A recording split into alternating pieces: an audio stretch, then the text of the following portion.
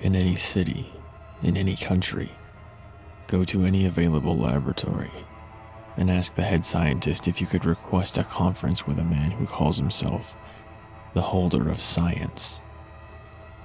If his eyes narrow and he begins to perspire, flee, as the holder is currently not of presence, but his experiments are. If he grins like he has been waiting for this moment for eternity, you must tell him that you are prepared. He will then push you backwards, and you will fall into a hole. You will be falling for hours, perhaps days, but you must remember to keep your eyes closed. As long as you do not open them, any hunger, thirst, or pain you may feel will be an illusion. Otherwise, you will die of dehydration before you ever reach the bottom. When the tube begins to be illuminated by dark purple halogen lights, the color of iodine gas, if you can recognize it, you will know that you are exactly 1 hour from the bottom of the hole. You will see the purple glow through your eyelids, but at this point, you do not need to leave them closed any longer. You will begin to hear mechanical noises, very faint sounds of small explosions. They will get louder as you get nearer to the bottom, and the tortured sounds of the holder's biological creations. Make sure not to make a sound yourself, or they will promptly emerge from the walls, ceiling, or floor, and devour you. When you finally reach the bottom of the hole, you will likely be knocked unconscious by the impact of the ground, no matter how soft it is. Feel free to rest here for as long as you want. It is the last time you will be able to for a while. When you awaken, you will notice that the hole you fell through has been shut, and you have about 8 feet to stand up. Don't stand around for too long, as you will notice that the ceiling will begin to slowly move down.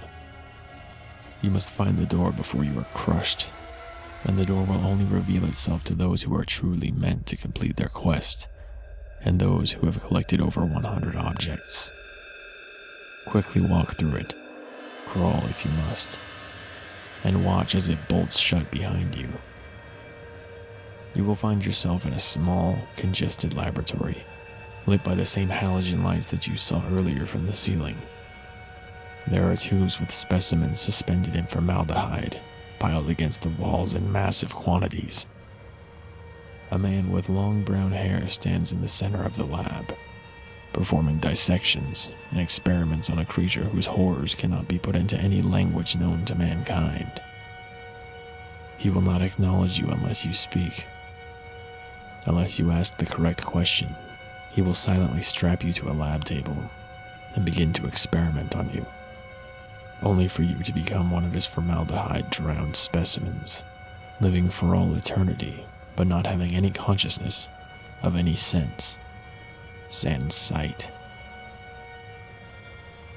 You will be forced to watch his terrible, mind-racking, and gruesome experiments until the end of time. If you do not wish to resign to this fate, which I doubt any human does, you may ask the holder the following question: what do they know, and what do they seek?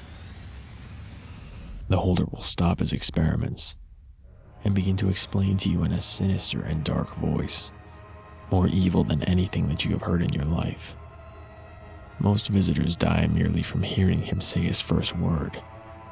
However, if your will to live is strong enough, his voice will not destroy you.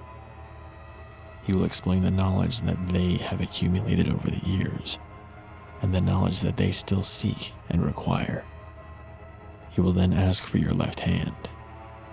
Obey, and hold out your left hand, or the fate that will await you is more terrible than anything mentioned thus far. He will draw a razor from his lab coat pocket and slice through your arm, letting your hand fall to the floor. He will then hold forth 3 items, A hand that appears to be made of pure mercury, liquid and yet solid at the same time. A formula for creating pure gold from any material available. And a vial of liquid that has the consistency of the heavens. The formula will make you rich beyond your wildest dreams, and the liquid in the vial will grant your soul indefinite life. Deny both of them, though, since they are not what you came for. Request the final object. The holder will nod, and the hand will be fastened to your wrist stump. You will then have what feels like a seizure, and wake up on the patch of land or water exactly 1 mile north of the laboratory you started at.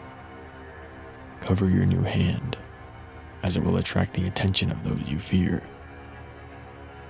The Mercury hand is Object 222 of 538. It will allow you to walk through any metal as if it were air. Your nerves, now a part of the hand, will tingle, longing for contact with the others.